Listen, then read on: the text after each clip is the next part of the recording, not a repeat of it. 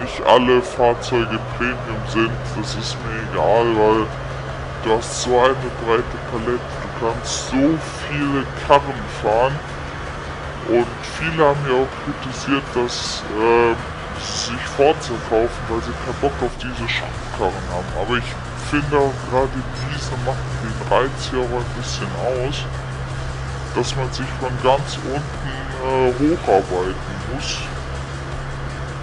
Und ja, das finde ich halt geil. Ich habe, wie ihr ja vielleicht auch auf Facebook